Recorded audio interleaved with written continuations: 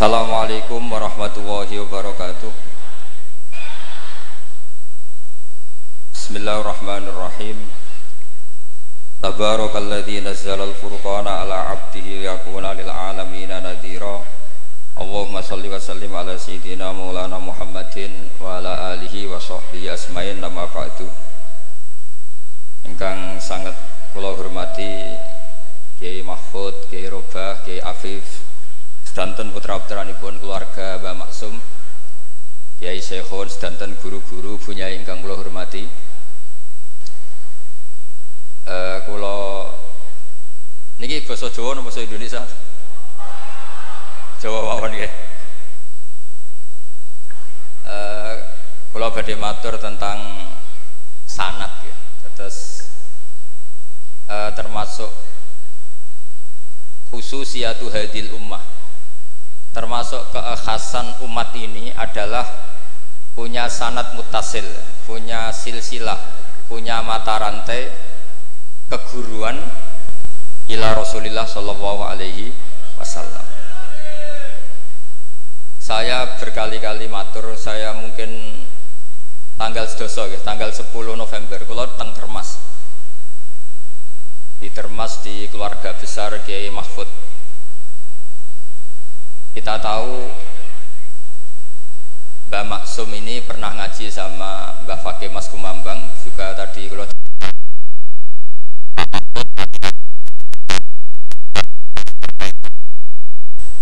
kok fisik nganggo hati tuh, ngomong fisik nganggo hati.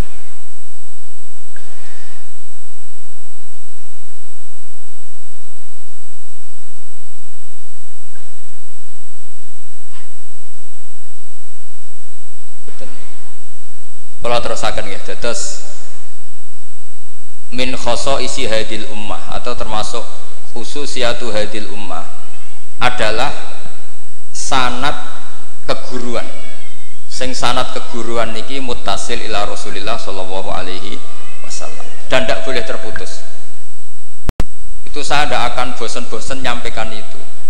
Iku boten sifatu madkhin tapi sifatu raddin. Bukan madh, bukan muji. Terus padha karo muni Gus Bah iku ya ora maling, ya ora bajingan, ya ora lucu. Dan Nabi Ibrahim mau digelari pangeran ya ora Yahudi, ya ora napa Nasrani. Itu memang benar-benar aneh. Kenapa itu terjadi? Karena ada zuriyah Nabi Ibrahim yang bernama Yahuda. Ini Yahuda bin Yakub bin Ishak bin Ibrahim. Kemudian Yahuda ini menjadi satu entitas, satu entitas atau satu komunitas atau bahkan satu agama yang akhirnya dikenal oleh Yahudiyah. Berhubung anak putune Yahudi, wong bayangno Ibrahim nggih napa? Yahudi. Karena Ibrahim itu manggon teng kawasan Bethlehem, teng Hebron, dan di situ sekarang jadi komunitas Nasrani. Orang juga menganggap Ibrahim itu napa? Nasrani. Sehingga Allah ngutus makhluk terbaiknya, nabi terbaiknya gini ku Nabi Muhammad sallallahu alaihi wasallam. Terus Nabi Muhammad niki sing ngelurusno nak Ibrahim iku mboten Yahudi, nggih mboten napa? Nasrani. Dan Nabi Muhammad mati-matian berjuang membawa tauhid, dan tauhid itu diatasnamakan millata abikum Ibrahim.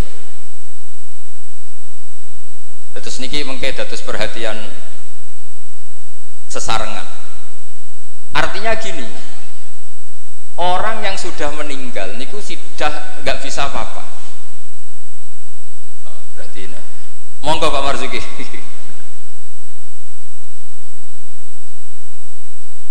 Monggo Pak Marzuki Mustamar, monggo.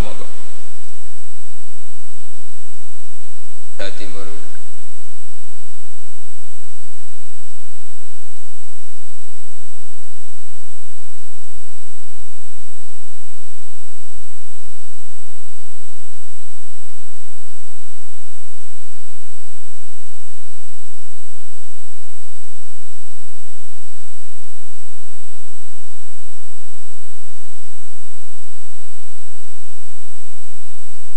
Monggo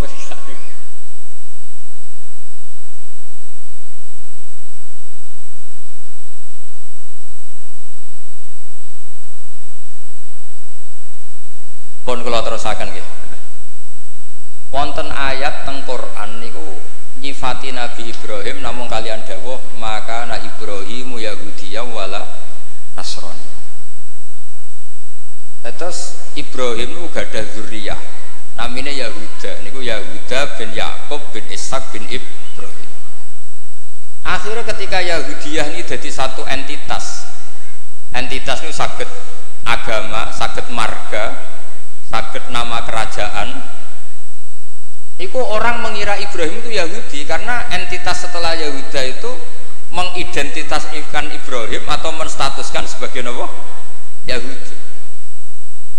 Nasrani juga sama karena kebetulan agama Nasrani lahir di Yerusalem, di kawasan Hebron, di Bethlehem. Kemudian orang menstatuskan Ibrahim itu ya Nasrani. Karena mayit ini orang yang sudah tidak berkutik. Sehingga kalau dzurriyyahnya mayit ini menjadi pilihan tertentu, memilih pilihan tertentu, maka akan menstatuskan mbah-mbahnya. Sehingga saya berkali-kali bilang sebetulnya adat di Jawa itu salah. Anak numpang keramat mbae, keramat gandul itu salah. Sebetulnya kalau dalam tradisi leluhur Arab itu dibalik. Kama tasyarrafa bi Muhammadin adnanu. Jadi status mbah-mbah kamu itu ikut status kamu. Jadi orang nggak peduli dengan kilap, Abdul Samsin, Manaf, andaikan tidak ada orang bernama Muhammad Shallallahu Alaihi Wasallam. Orang nggak akan peduli dengan Wali Songo, andaikan tidak punya murid-murid nasab maupun murid-murid sabab, kados para ulama yang mengajarkan Fathul Wahab, Ikhya. Andaikan kita kemudian beda haluan, nganggep kuburan itu tempat syirik, tempat khurafat bid'ah, maka kita tidak menstatuskan kuburan wali itu tempat berkah, tapi tempat bid'ah dan syirik. Nah, status itu tuh terserah kita, bukan terserah yang meninggal. Itu filosofi dari maka na Ibrahimu Yahudiyya wala Nasrani. Andai kan tidak ada Nabi Muhammad SAW, maka kestatusan Nabi Ibrahim akan dibelokkan menjadi berstatus Yahudi maupun Nasrani. Maka kalau mau matur, min khoso isi hadil ummah adalah as-sanadul muttasil ila Rasulillah sallallahu alaihi wasallam. Sebab hanya dengan sanad itu kita bisa menjaga status guru kita, gurunya guru kita, gurunya guru kita ila Rasulillah sallallahu alaihi wasallam. Saya termasuk orang yang fanatik sanad. Saya muridnya Mbah Mun. Mbah Mun diantara gurunya tentu Mbah Karim Lirboyo. Beliau ngaji sama Mbah Hasyim ngaji sama Syekhona Khalil ke Syekh Nawawi Banten, atau Mbah Mun ngaji Mbah Karim, Mbah Hasyim ngaji Syekh Mahfud Termas di Mekah, kemudian ngaji Said Abi Bakar Sato Sohibul I'anah. Saya dari gen saya piyambak, gak ada bapak kandung, hafal Quran, ngaji sama buyut saya dari ibu, dan itu sampai buyut saya namanya Hafsah, itu binti Soleh, binti Maksum dulu, binti Maksum bin Soleh. Soleh buyut saya itu gurunya Mbah Soleh Darat ketika beliau masih di Kudus, ngaji di Damaran. Pondok tertua di Kudus itu buyut-buyut saya di Damaran belakang makom. Jadi buyut saya kandung namanya Hafsah, punya anak namanya Sofia itu yang sampai saya, punya adik Badiah jadi ibunya Ki Sahal. Terus Hafsah itu punya saudara, punya pernah bulik namanya Nyai Fadilah, itu di garwa Kiai Akil Sirat yang jadi Pak Said Akil dan seterusnya. Saya cerita begini ini penting karena supaya kebenaran itu dzurriyatam ba'duha min ba'd. Sekali dzurriyah ini melenceng itu tidak harus ekstrim menjadi kafir menjadi muslim atau muslim menjadi kafir, tidak harus itu. Misalnya dari Sunni menjadi Wahabi atau Sunni menjadi Syiah, atau Sunni seneng ngaji menjadi Sunni tidak seneng ngaji, itu juga sudah parah. Atau kiai yang dulu kagum anaknya bisa baca Ihya, kemudian kiainya kagum kalau anaknya punya Alfat, itu juga melenceng sama.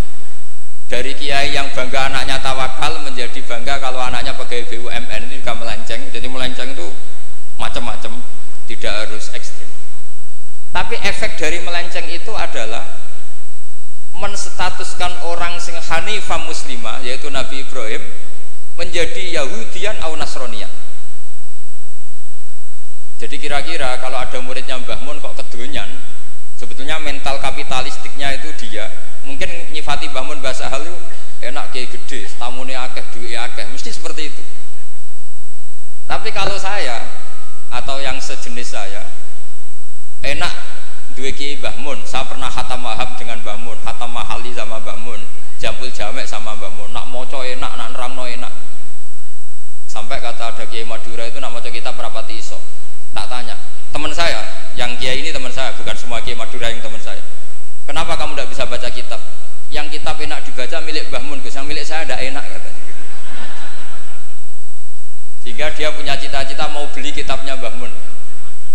Jadi dia tidak menyalahkan otaknya, tapi menyalahkan kitabnya.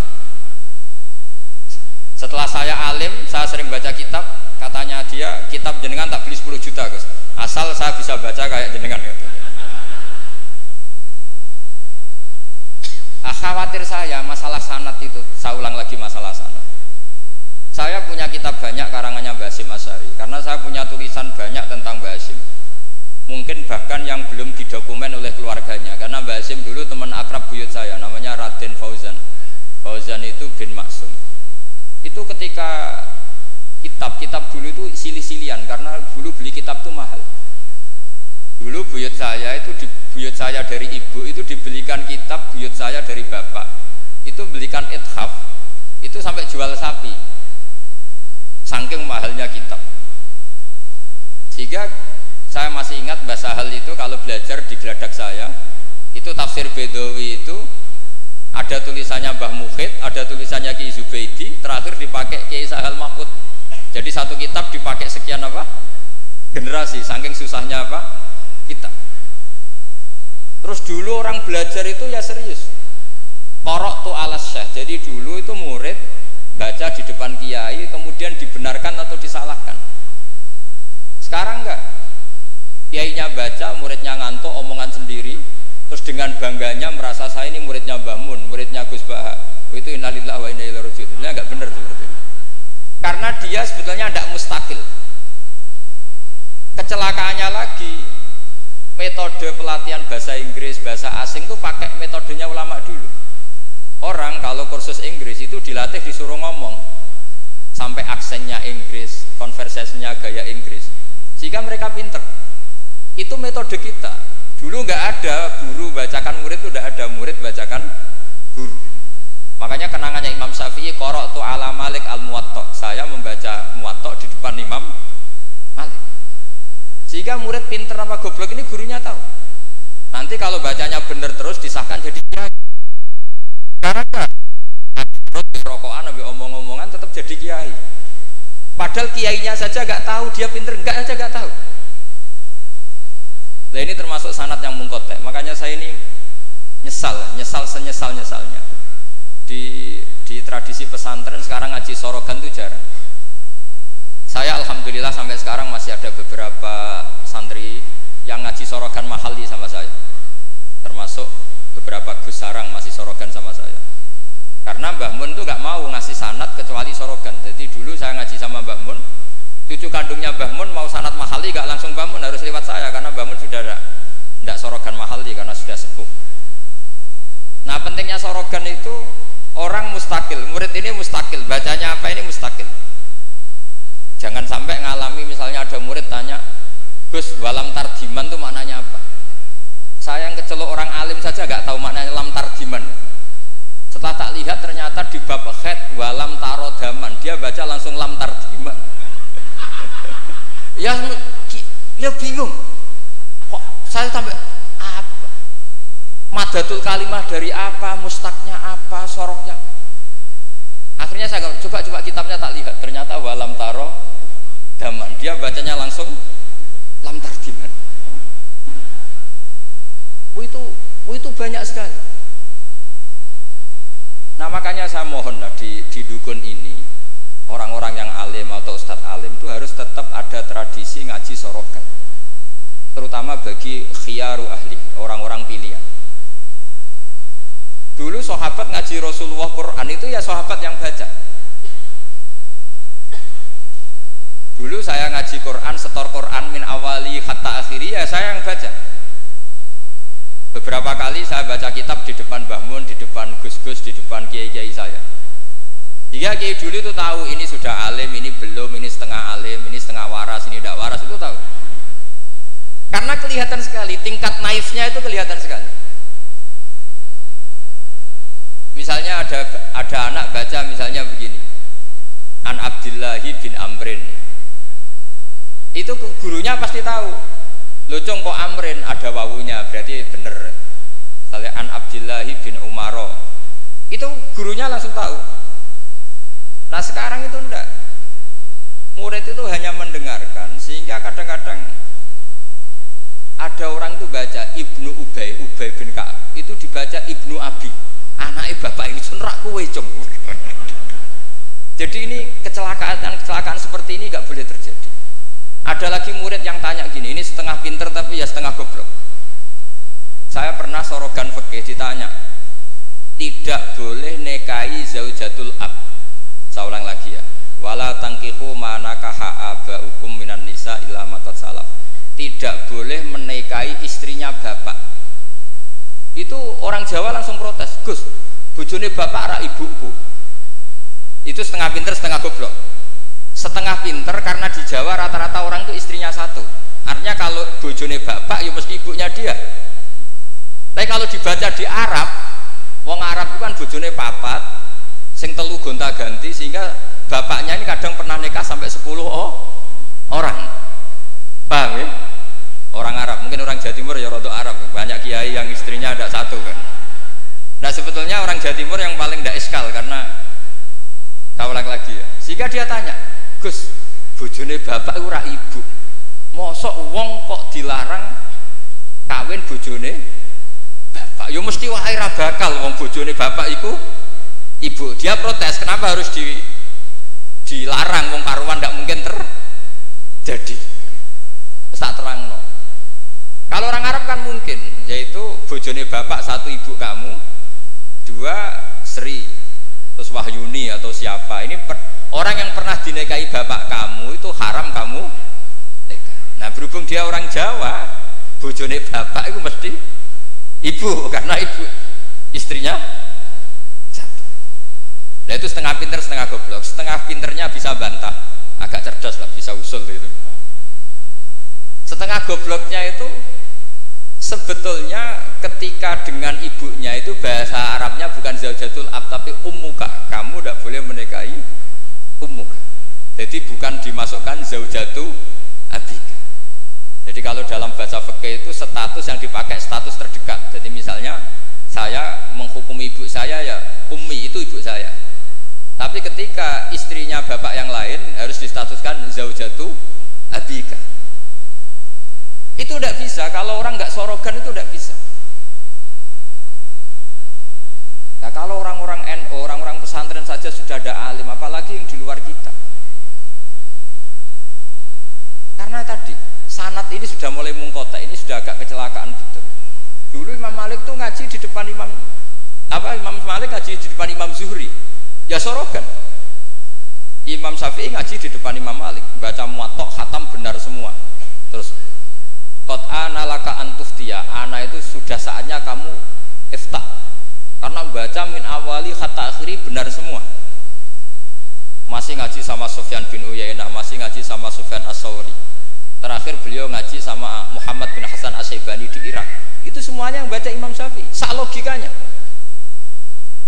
Terakhir dites begini Imam Syafi'i, sama sih, saya termasuk sering baca kitab Risalatus Syafi'i.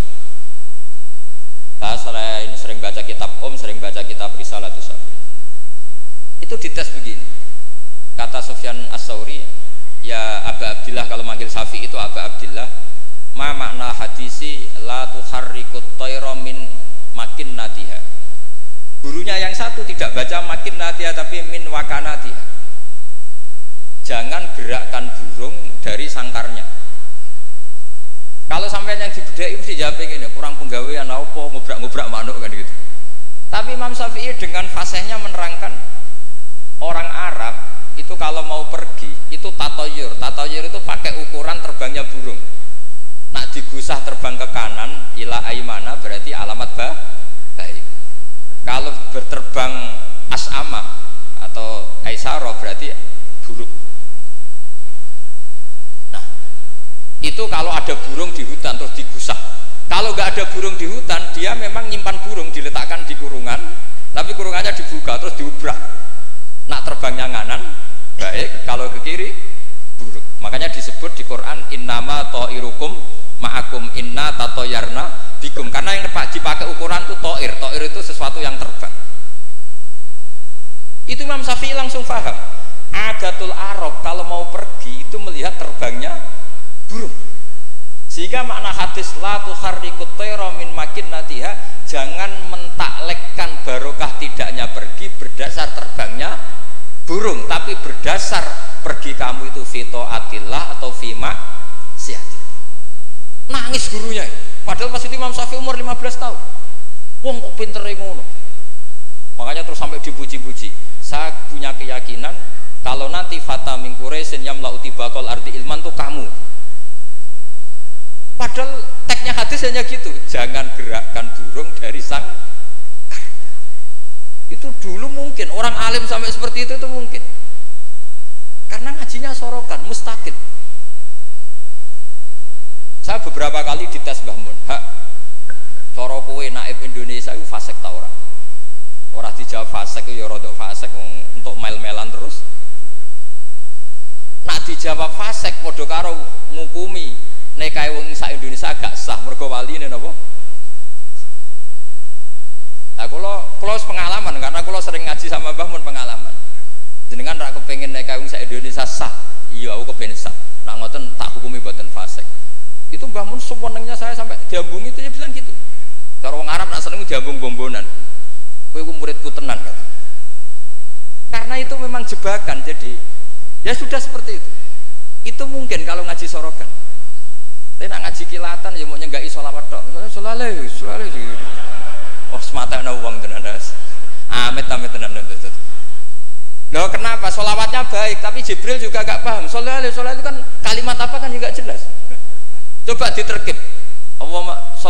Nabi Muhammad sholli alaih. Sholli itu malah perintah. Berarti kiaimu sholli alaih. Berarti Pak Yai, kue semua sholawat kan gitu. Itu kalimat yang salah. Nah iya, waqala Rasulullah sallallahu alaihi wasallam. Terus muridnya muni sholli alaih, berarti kan kalau dimaknani kan sholli maca sholawat sira Pak Kiai. Ali ngatasna mun jenengan mawon sing maca sholawat. Nah, berhubung itu bahasa Arab gak ketara salahe kan gitu. Adat-adat ngono iku mareni gitu. Itu naif. Mestinya kan qala Rasulullah sallallahu alaihi atau sholat alaih lah, paling enggak ada domir mustatir yang kembali ke Allah. Nah kalau terus muridnya bilang apa? Sholli alaih, coba sampean maknani sholli alaih, sholli ya syekh alaihi ala nabi. Kacau enggak kira-kira dengan dengar orang yang ngerti itu? Tapi alhamdulillah banyak yang enggak tahu sehingga ya alhamdulillah. Makanya saya berkali-kali muji orang bodoh itu barokah. Mergo ora salah wong. Jadi penak weh. Kalau saya tangisan, nak pondok gede wes salah oleh maca sholawat mulai sing pondok cilik. Sing ditunggoni ahlul ilmi, maksudnya pondok gede, sing notabene ditunggoni ahlul ilmi saja salah apalagi. Jadi dulu tuh orang itu pinter sekali karena ngajinya sorokan. Sahabat ya gitu. Sahabat tuh kalau nggak paham ya tanya Nabi karena logikanya Nabi kadang nggak nyambung sama logika sahabat. Misalnya begini, al-qatil wal maktul finnar, yang bunuh maupun yang dibunuh. Saya baca lengkapnya. Idzal taqal muslimani bisayfihima fal qatil wal maktul finnar. Jika dua orang muslim perang sama-sama membawa pedang, maka yang bunuh maupun yang dibunuh di neraka. Sahabat tuh iskalnya hadza al qatil. Oke lah kalau qatil finnar, kalau pembunuh di neraka normal ya Rasul. Fama balul maktul. Lalu dosanya yang terbunuh apa? Wong dia korban, dia maktul, dia dibunuh. Jawabannya Nabi, innahu kana harison ala qatli sahibi. Dia sebut maktul, oke, dia maktul, tapi mentalnya qatil. Artinya gini, yang terbunuh itu mentalnya qatil apa maktul? Qatil karena dia saat tempur tentu inginnya membunuh. Artinya maktul itu status fakta, tapi status mentalnya qatil. Itu hebatnya Rasulullah. Ya ketika ada orang sama-sama bawa pedang duel itu mentalnya semuanya qatil. Cuma yang satu nasibnya maktul. Nah, maktul ini status nasib apa status niat? Status nasib, niatnya dia tetap qatil sebagai pembunuh. Jadi segampang itu Rasulullah menjelaskan karena tadi ada sorogan.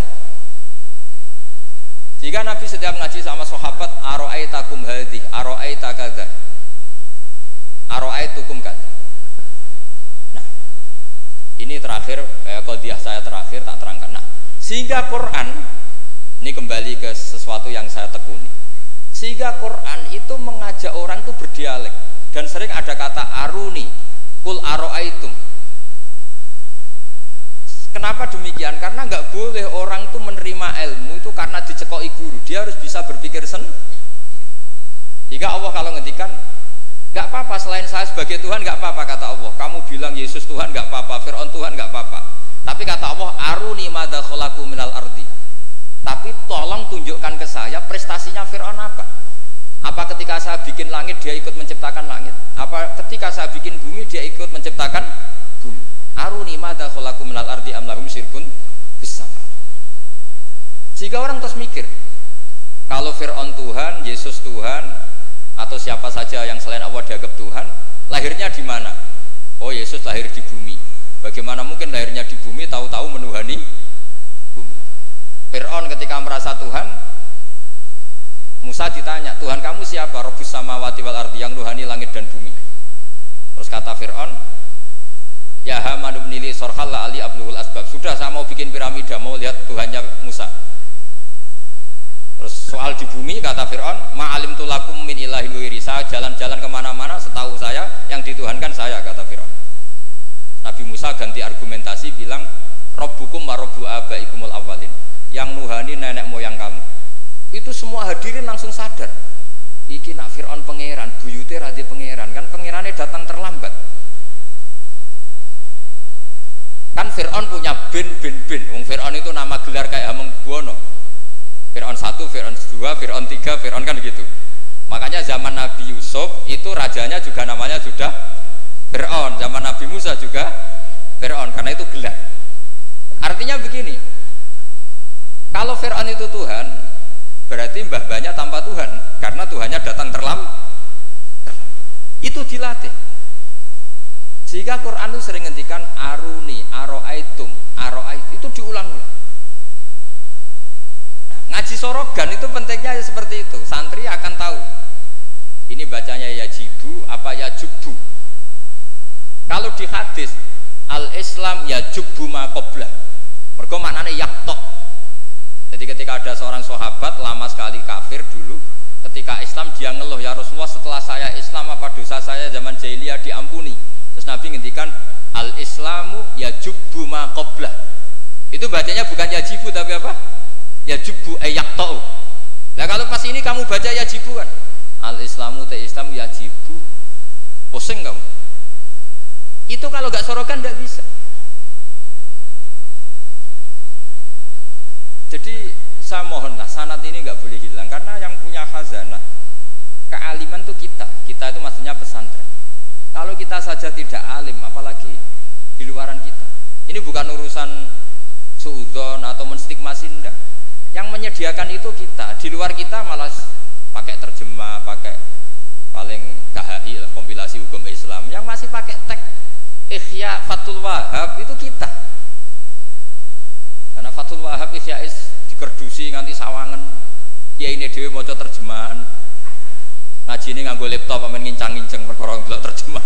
Sinalillah wa inna ilaihi raji'un. Itu bukan apa-apa sebenarnya, orang ndak alim itu ndak apa-apa, ndak dosa. Tapi kan masalahnya sing ra alim ta yo gayane kok wong alim. Itu semani masalah kan itu. Kon ngaku bodoh kan yo ora gelem kan. Dulu itu ndak seperti itu. Sehingga Nabi Ismail misalnya, Nabi Ibrahim itu nabi. Nabi itu diperintah Allah mesti benarnya. Inni arafil manami anni atbahuka. Saya bermimpi, mimpi anbiya adalah wahyu, bahwa saya disuruh nyembelih kamu. Apa kata Nabi Ibrahim? Fangdur madza tara. Lalu menurut pendapat kamu gimana? Karena mulai dulu enggak, jadi tradisi di kampus dua arah, mahasiswa disuruh mikir, disuruh cerdas. Itu dulu kita sebelum ada kampus, para nabi sudah punya tradisi murid itu mustaqil bil fikr. Murid murid bisa mikir Fangzur madza tara. Menurut pendapat kamu gimana Ismail? Supaya apa? Kalau Ismail betul-betul nanti disembelih, itu dia tidak hanya nurut Nabi Ibrahim tapi memahami, jika dapat ganjaran 2 kali, nurut bapak ya nurut pangeran, atau nurut pangeran ya nurut bapak. Fangzur madza tara. Qala ya abatif almatu. Jadi tidak mentang-mentang Ismail, aku dikongkon pangeran nyembelih kowe, ayo nang tak sembelih. Tak oleh bantah, nurut. Tidak ada seperti itu. Itu lagi-lagi yang ada itu di ngaji sorogan. Nah, kemudian saya sekarang cerita masalah sorogan. Saya beberapa kali punya kenangan Mbah Mun, karangan terakhir beliau Al-Ulama Al-Mujaddidun. Tiap ketemu mesti disuruh baca itu. Sampai saya pas haji sama beliau ya baca itu di Tujami Bari Rasulillah. Ketika saya di Sarang tiap Syawal ya baca itu. Sampai kitab itu untuk murid-muridnya identik dengan saya karena saya sering, bahkan di kitab saya paling banyak oret-oretan tulisan tangannya Mbah Mun karena beliau tahu kalau saya menekuni kitab itu, jika beliau senang sekali. Termasuk begini pertanyaan saya. Menurut Imam Syafi'i, zakat zuhur itu kan hanya yang muqtad, kayak makanan pokok lah, kira-kira kayak padi kalau di Indonesia. Tapi Mbah Mun dulu itu sering guyon gini, petani itu saake, wis macul terus gegere kaya akeh wajib zakat.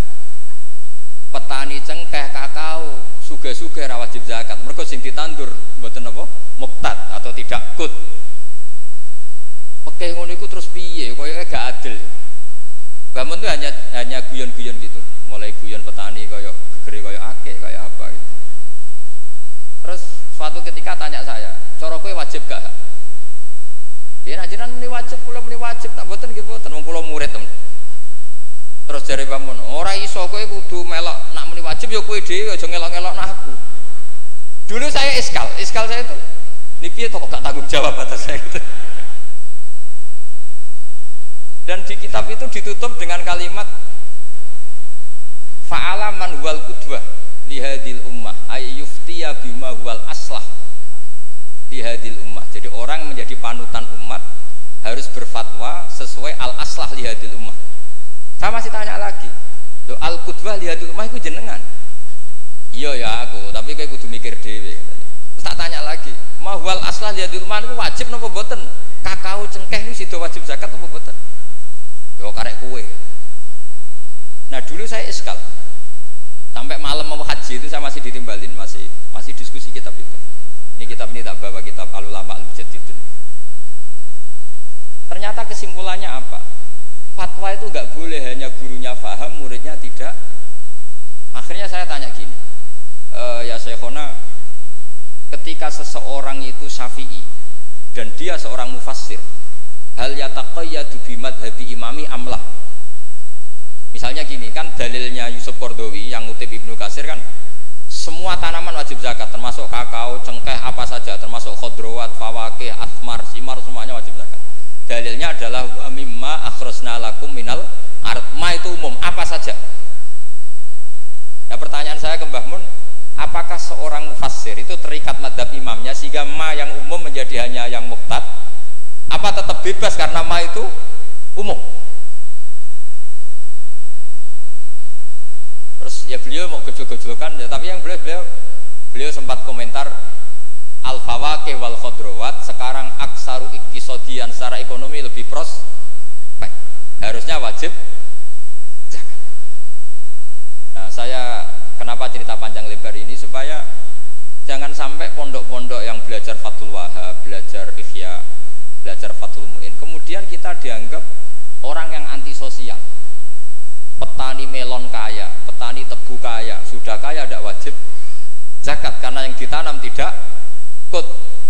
Petani pari wis melarat, utangan, hanya karena yang ditanam apa? Kut atau muqtad wajib zakat. Lalu kata dunia kan terus piye toh kiai. Nah ini saya mohon sekali itu murid-murid bisa memahami kalau kita itu mendiktekan pikiran kita. Nah dulu Imam Syafi'i cara belajar seperti itu. Imam Syafi'i itu dulu senengnya sama orang miskin tak ngamek, karena sifatnya Nabi wa yuhibbul fuqara wal masakin terus ya. Wa yajlisu ma'ahum wa yaruddu mardahum. Wa yuhibbul fuqara wa yajlisu ma'ahum wa yaruddu mardahum terus. Dia ketika di Mekah miskin, di Madinah mulai gundah. Imam Malik itu gaya orangnya. Jadi kalau duduk di kursi tinggi, babutnya itu empuk. Beliau mulai iskal, ini kiai kok kaya raya. Tapi itu dipendam sama Imam Malik. Terus ketika Imam Malik mengesahkan Imam Syafi'i jadi mufti, Imam Syafi'i tanyanya begini, setelah jenengan orang yang alimnya kayak jenengan itu siapa aja? Dari Imam Malik, sakjane Abu Hanifah, tapi wongnya mati, orangnya sudah meninggal. Mungkin beliau juga bilang mati karena selevel. Mungkin kalau kita harus bilang kabudut. Bahasanya memang mata, bukan tufiya. Lalu siapa yang alimnya kayak Abu Hanifah? Muridnya masih hidup, namanya Muhammad bin Hasan.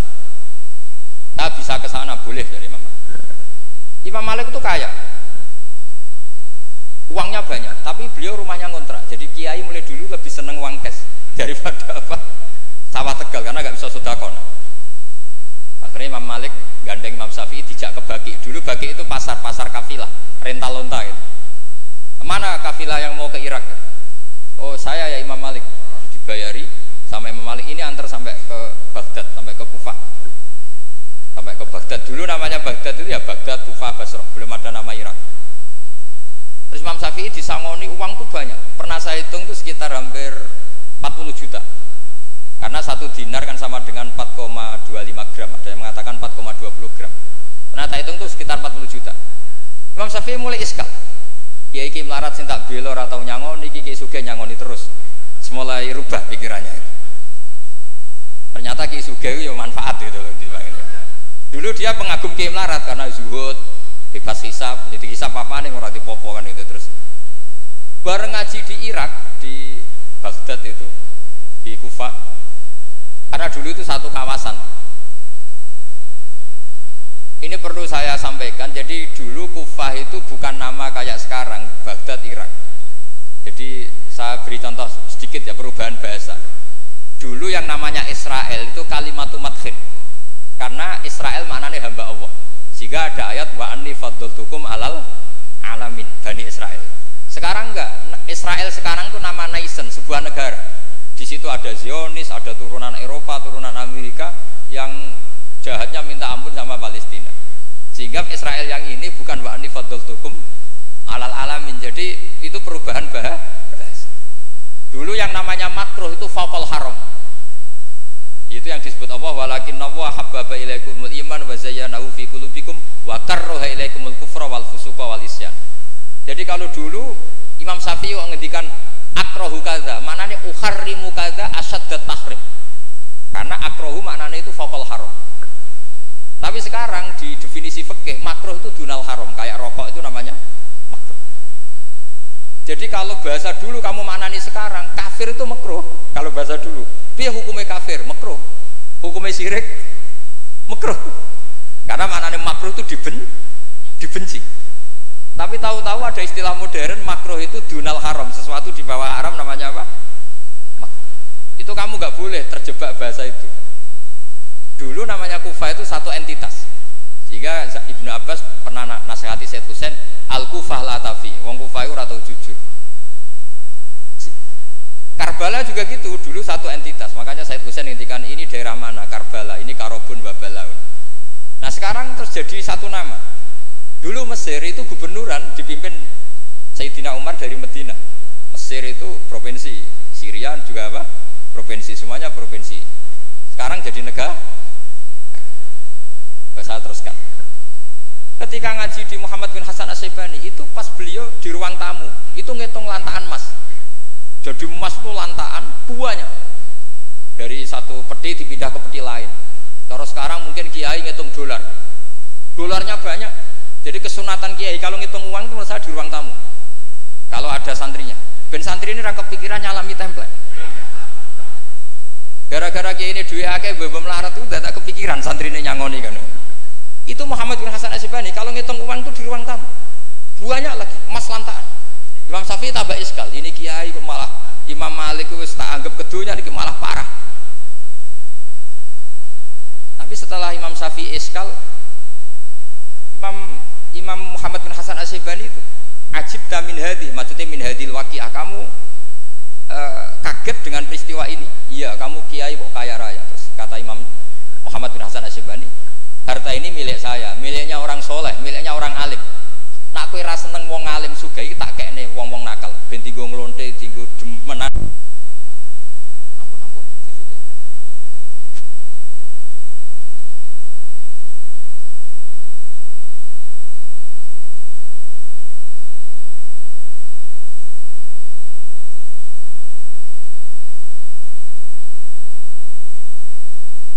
Islam kuat beli kuda, kok beli khimar haram. Mergo al-Islam ya lu wala. Jadi kira-kira kalau sekarang orang Islam kuat beli Innova, kok numpak beli carry butut itu haram karena dillah, itu kehinaan. Semenjak itu Imam Syafi'i itu pinter dia.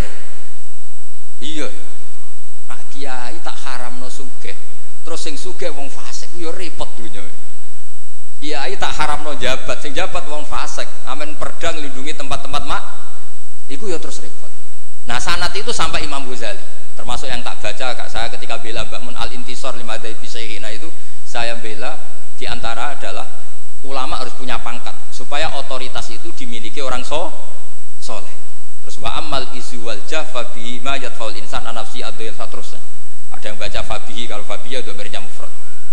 Semenjak itu kakak saya pernah wakil bupati, Eropa pernah bupati, Gus Yasin putra Mbak Mun wakil gubernur. Itu panjang, sanad pemikiran seperti itu tuh panjang. Kalau kiai tidak boleh jabat, ya biar yang jabat orang fasik, nanti perdanya menguntungkan ahlul fiqih dan seterusnya. Dan itu ulama dulu bisa menerangkan dan memahamkan pada murid-muridnya karena ngajinya sorokan. Sekarang enggak ngaji ya kayak seperti ini. Makanya saya diundang itu termasuk kiai paling sulit diundang. Wis masyhur. Andai kan kiai Eropa tidak datang ke saya sendiri, mungkin saya tidak datang. Wis tenan yakin sih kalau datang. Saya itu hanya mau datang ke pernah sepuh. Ternyata pernah sepuh ya banyak, jadi wah mata wong itu. Nah itu kiai siapa itu? Kiai Jamal itu kan iparnya Basal itu sepupunya Mbak saya. Mbak Jamal itu abahnya Gus Rosin. Saya tiap bulan kan ngajar di pondoknya Mbak Sahal karena memang sepupunya Mbak saya. Kemarin di Termas, jadi pernah sepuh ternyata banyak. Makanya ini yang nom-nom tuh haram undang saya, ini sudah tak maklumatkan. Karena logikanya jelas lah, aturan santri itu hormat mbek sing sepuh. Nah, kiai nom ngundang aku itu dosa. Mergo ngatur sing luwih tuwa. Jelas iku jelas dosa, cara fikih jelas dosa. Apa meneh nom kalah pinter tambah dosa ngatur wong alim. Wes jelas cara fikih seperti itu. Kamu gak boleh bantah hukum. Nah, kira-kira hukumnya gimana? Wong bodoh ngatur wong alim, kira-kira hukum gimana? Kira-kira dosa ndak? Dosa, yakin dosa. Jadi sanad ilmu itu terjaga sampai seperti itu, ada dialek. Akhirnya Imam Ghazali menulis di kitab tentang syukur, juga di kitab masalah salatin. Jangan kira Nabi setelah jabat, yaitu menguasai Mekah dan Medina, itu pahalanya kalah ketika Nabi yu'dha wa yudrok, ketika Nabi disakiti. Kenapa begitu? Nabi ketika disakiti, diusir di Mekah, ganjarannya Nabi tetap hanya sabar tok. Oke, sabar itu mendapat pahala. Tapi ketika Nabi kuasa, maka ganjarannya Nabi bukan lagi sabar, tapi mengatur Mekah supaya layatufu bil bait uryanun wala kadza wa kadza. Ka'bah harus steril dari berhala. Ka'bah nggak boleh ada orang telanjang toa. Artinya apa? Dengan Nabi berkuasa bisa menertibkan aturan yang menguntungkan syariat. Artinya apa? Ya sudah seperti itu. Semenjak itu terus Imam Syafi'i, wah nak ngono wong Islam ora oleh kalah. Ya terus keterusan tadi di fatwa-fatwa fikih apa? Syafi'i. Nah semenjak itu terus mungkin Kiai jabat dulu Mbah Hasyim punya putra Gus Wahid di Menteri apa? Agama. Karena menjaga madzhab ahli sunnah apa? Wal jamaah. Kalau menterinya tidak ahli sunnah kita juga repot. Coba misalnya ada pelaturan menteri, ziarah kubur itu bid'ah, dalilnya ini. Terus disosialisasikan ke semua khotib. Pusing zaman kan? Tapi kalau yang jadi menteri kelompok kita sendiri kan ya sudah dianjurkan biar ingat mati. Tapi kalau yang maklar ziarah ya dianjurkan supaya dapat selisih ya macam-macam lah. Kalau niatnya orang semacam-macam lah. Tapi yang jelas itu efek dari kebijakan ini luar biasa. sehingga semenjak itu Imam Syafi'i ngarang bolehnya orang soleh kaya, bolehnya orang soleh jabat. Jadi itu panjang dialek itu. Dan dialek yang panjang ini muridnya tetap paham karena lewat tadi pemahaman yang benar, sorogan tadi. Itu istilahnya Nabi Ibrahim, fangdur madza tar. Nah, ini mulai hilang, makanya saya mengutarakan sesuatu yang mulai hilang. Cobalah dihidup-hidupkan lagi. Untuk anak-anak kiai cobalah tetap sorogan. Saya alhamdulillah dulu menangi sorogan. Sekarang beberapa gus ya masih ada yang sorogan sama saya, sama guru-guru yang lain di beberapa pondok ya masih. Itu harus diteruskan. Karena itu sanad muttasil ila Rasulillah sallallahu alaihi wasallam. Masyhur itu. Ketika Abdullah bin Mas'ud mau ngaji sama Nabi, "Iqra alayyal Qur'an," kata Rasulullah. "Aqra'u wa alaika unzil." Mosok kula sing maos Nabi, kan Quran diturunke ning jenengan. "Inni uhibbu an asma'ahu min ghairi." Aku seneng nek sing maca wong liya. So, Abdullah bin Mas'ud mulai baca surat Nisa. Baca sampai ayat fa kaifa idza ji'na min kulli ummatin bi syahidi wa ji'na bika ala haula'i syahida fa idzan ainahu tadrifan. Terus Nabi nangis. Tapi intinya itu ada sanad bahwa murid yang baca. Nggih ngoten mawon. Assalamualaikum warahmatullahi wabarakatuh.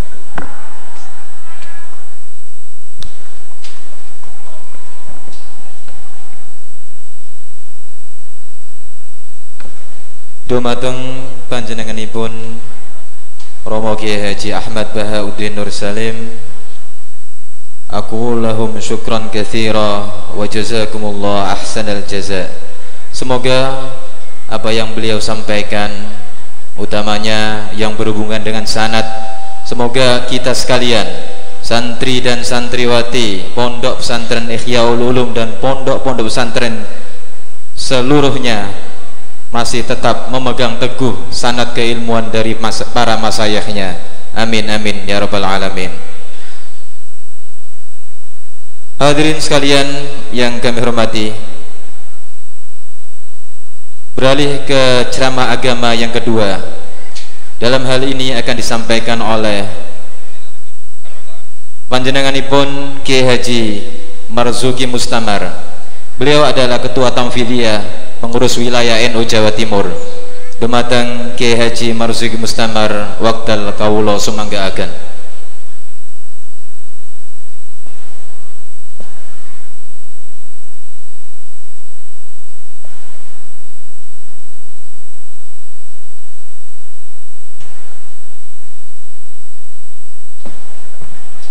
Allahumma sholli ala Muhammad.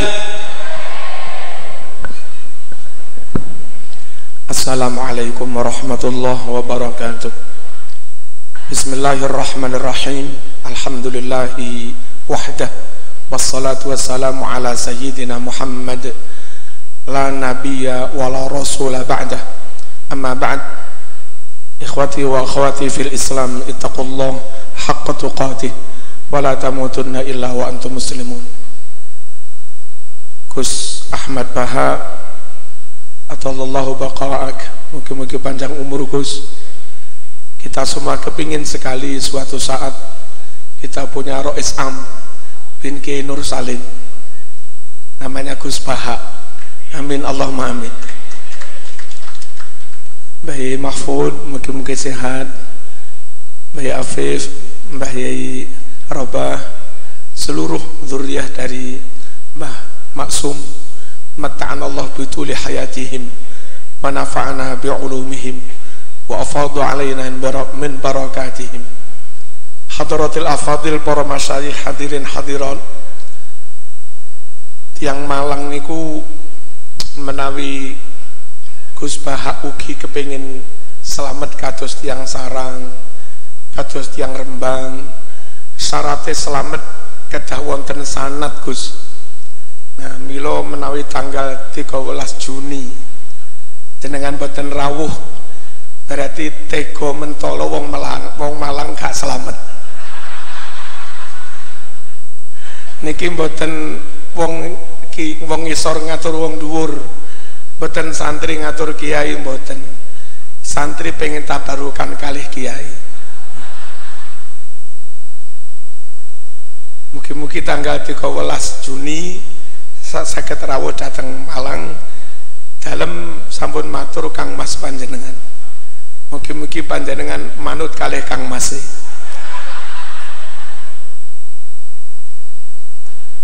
Hadirin rahimakumullah, ingkang dipun dawuhaken Gus Bahak kala leres, calon kiai yang memang dikader untuk melanjutkan ulama harus sorokan dalam hal apapun, mulai Quran sedoyo kedah sorokan. Model nganjuk Mbah Zainuddin menika sekedar tashih Fatihah mawon niku sekitar setunggal wulan, pokok sak wulan masih bener lek durung genep sak wulan ya mboten oleh pindah.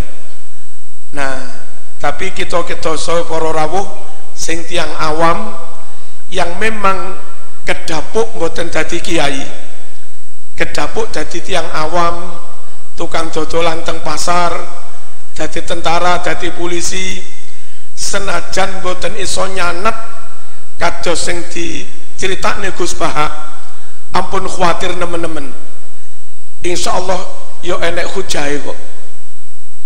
Tapi kangge kita sing kader napa niki, calon tiang awam niki, Kanjeng Nabi kadang pidato khutbah, mereka umat Islam ketika itu mendengar mboten sorokan.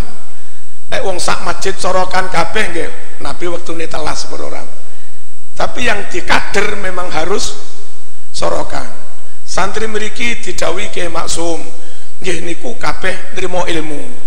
Tapi satu dua kedah sorokan yang memang dikader niku. Terus kita niki senajan kaya ngono hebate nyanat, lamun kita mboten sempat sorokan, mboten sempat nyanat, insyaallah tetap sah. Tapi sah rodok didik saya ini. Mengki lek pun rawuh teng Malang saya mundak kathah. Allahumma shalli ala sayyidina Muhammad. Kula remen kalih Gus Bahak dan wa aqronihi wa man yumathiluhu niku keranten keilmuane jelas. Terus dalam hal penampilan niku apa anane bloko suto angel para rawuh golek kiai sing berpenampilan apa anane. Kadang durung dadi Habib dandanane kaya habaib, wong Malang lek ngarani kemabib. Mboten Arab, gayane kaya Arab. Jadi ini malih mboten Arab tapi kemarab. Gus Bahak yang iso ngarang kitab mengke wicantenan kali tanggi sugeng tindak sami wilujeng nggih Jawi murni. Padahal kemampuan Arab pol ngarang kitab Arab nggih saged. Nah sing rodok kemarab kemabib niku wau dijak ngomong tenan ra iso. Cara dikongkon nerusne nunan talil i'rabang ya ramuni ya. Oh ramuni. Tapi lek gayane Gus Bahak kalah. Serbane jos. Coba yo jos lek perlu minyak wangi sak liter sokne kabeh. Gayane Masya Allah ya khair, alhamdulillah ya khair, subhanallah ya khair. Mbah Mahfud mboten nate ngoten niku, padahal hafid maca kitab nggih saged, nggih lulusan Timur Tengahan. Nggih mengke kepanggih kula, Ustaz kemudi ngoten mau, mboten minfen, mboten nate. Nah, niki penting para rawuh. Abghadul ibad ila Allah man kana thawbahu khairan min amalih an takuna thiyabuhu thiyabal anbiya wa amaluhu amalal jabbarin. Kawula sing paling disengiti kalih Gusti Allah niki kawula sing kelambine penampilane jos kayak nabi, kayak wali, kayak syekh, tapi kelakuannya kayak Fir'aun, kelakuannya kayak Abu Jahal, jabbarin.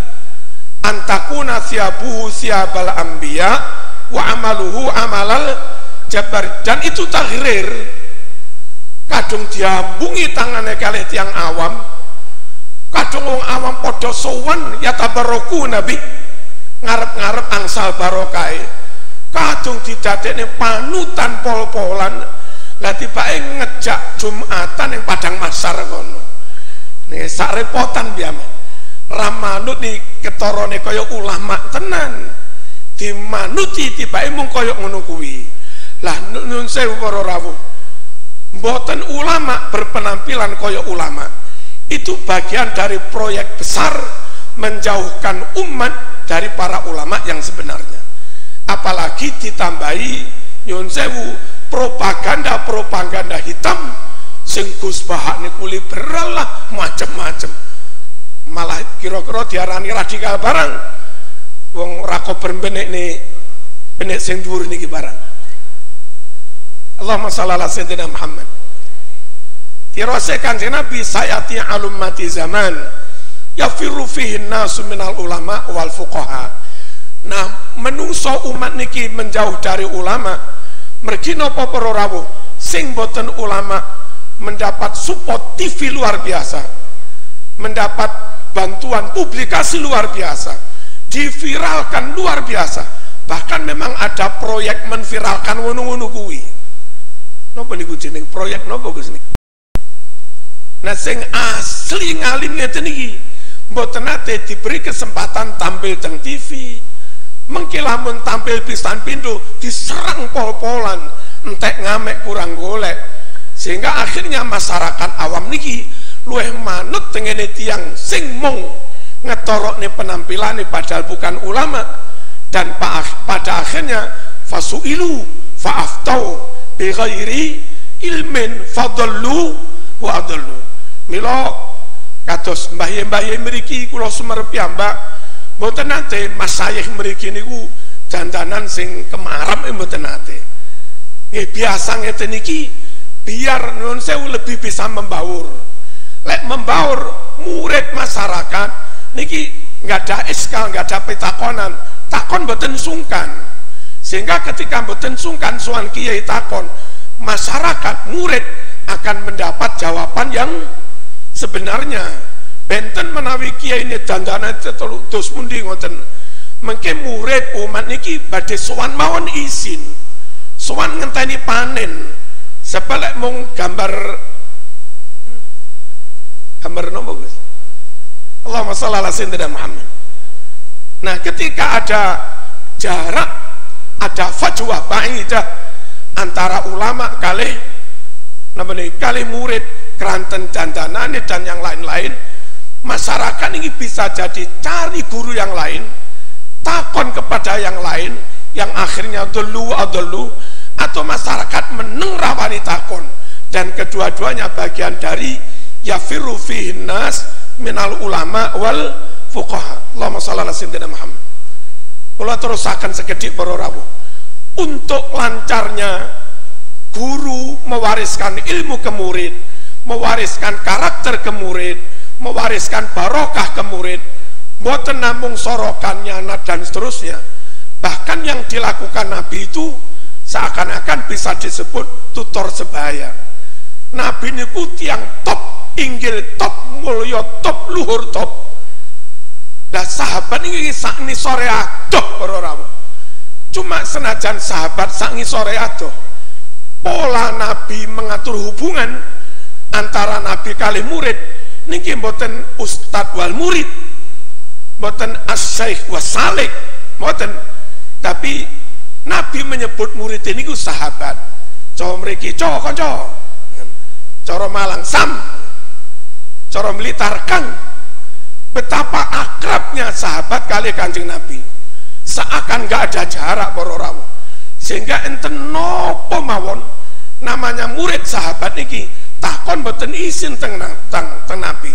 Wong tengene ihya ingkang jilid kali niku masalah adat niku dipun ceritakan kadang Nabi kali Abu Ayyub Al-Ansori saking akrabe niku lho Abu Ayyub wani ngrogoh sae Nabi. Lah santrine Gus Bah apa wani ngrogoh sae Gus Bah? Saking seakan gak ada jarak antara Nabi kali para sahabat. Nah, menawi guru kali murid benar-benar akrab, benar-benar membaur kados ngoten niku, dan guru nggak usah khawatir kehilangan wibawa, asal alim tetap wibawa. Sehingga rane nggak wibawa konangan bodoni, malah hilang wibawa nih. Masih akrab kayak apapun, ngopi bareng gak murid. Pokok alim orang-orang lek kehilangan wibawa. Dan nyun sewu istiqomah, konsisten. lek iya lek ora ya ora. Aja mencela-menceli. Sing garakne ilang wibawane ini bukan karena ada jarak atau tidak, krono kirang istiqomah, kirang konsisten. Lalu moralitas para rawuh, guru yang senantiasa moralnya top, pisan mawon boten purun goroh, pisan pauk mawon boten purun khianat, kenceng sangat piyambake, joko sangat. Lha niku masih kaosan tok tetep wibawa. Mbah Yai Wahab niku kadang kira Gus Dur tadi. Dalu niku sok medal keng dalem mriksa santri-santri. Nah, lampune mati. Mbah Wahab kali rokokan. Krono Mbah Wahab ratin dek. Santri sing teng pojokane, Kang sak sedotan Kang. Ini Mbah Wahab ya kober lho, ngelung ning. Bareng disedot teng ngarepe Mbah Wahab, murup biar ketara wajahe mlayu. Iku asal wae jere sak sedotan. Lha koyo ngoten iki para ora. Koyo ngono akrabe. Rokokan karo santri ini enggak kehilangan wibawa. Krono memang moralitasnya luar biasa, konsistensinya luar biasa, dan kealimannya juga luar biasa. Allahumma shalli ala sayyidina Muhammad. Syukur para rawuh kita enggak ada Gus Paha niku. Alime tenanan, ora jaim tenanan, numri balik membaure yo tenanan. Muga-muga umure dawa lah. Wassalamualaikum warahmatullahi wabarakatuh.